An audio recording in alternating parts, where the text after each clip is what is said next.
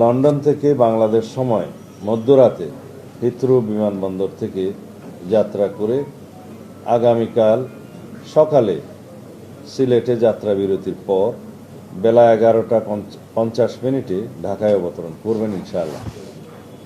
বিমানবন্দরে তাকে অনাড়ম্বর অভ্যর্থনা জানাবেন বিএনপির স্থায়ী কমিটির সদস্যবৃন্দ। বিমানবন্দর থেকে তিনি চিকিৎসাধীন দেশনেত্রীর শয্যা পাশে অবস্থানের জন্য এবার কেয়ার হাসপাতালে যাবেন 36 জুলাই এক্সপ্রেস ওয়ে, যেটা 300 ফিট বললে সবাই চেনে। 300 ফিট সড়কে অ্যাক্সেস রোড হয়ে যাবেন। প্রতিমধ্যে তিনি অত্যন্ত সংক্ষিপ্ত অনুষ্ঠানে দেশবাসীর প্রতি ধন্যবাদ ও কৃতজ্ঞতা জ্ঞাপন করবেন এবং মহান আল্লাহর দরবারে শুকরিয়া আদায় করবেন। আমরা জানি আমাদের শত চেষ্টায়ও প্রিয় নেতাকে একবার দেখার দুর্নিবার আকর্ষণে 17 বছর ধরে অপেক্ষমান দেশের সকল প্রান্ত থেকে আসা লক্ষ লক্ষ জনতার রাজধানীমুখী জনস্রোত প্রশমনের সাধ্য আমাদের নেই।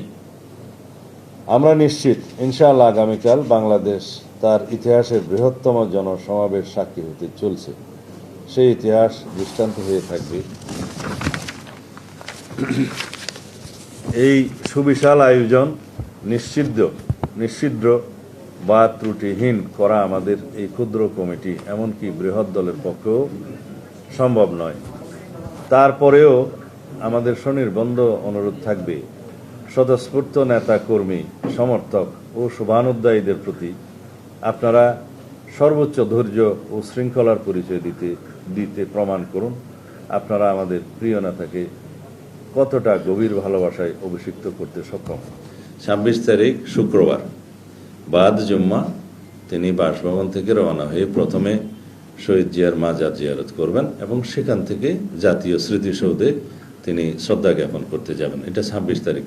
27 তারিখের প্রোগ্রাম আপনারা পরে জানবেন। সেদিন অন্যান্য অনুষ্ঠানের মধ্যে আমি শুধু আপনাদেরকে আগাম টাইমিং ছাড়া এখন বলতে পারি যে আমাদের সেদিনের অনুষ্ঠানের মধ্যে 27 তারিখে তিনি এনআইডি কার্ড এবং ভোটার হওয়ার সমস্ত কাজগুলো সেদিন করবেন। এরপরে শহীদ উসমান হাদির কবর জিয়ারত করবেন এবং যাওয়ার পথে তিনি পঙ্গু হাসপাতালে জুলাই অভ্যুত্থানের যে কর্মসূচি পঙ্গু হাসপাতালে যাওয়া, তাদেরকে দেখতে যাওয়া সেটা, এবং এরপর আরেকটি অনুষ্ঠান হবে, সেটা এখনো আমরা বিস্তারিত ঠিক করি না, আপনাদেরকে যথাসময়ে জানাবো।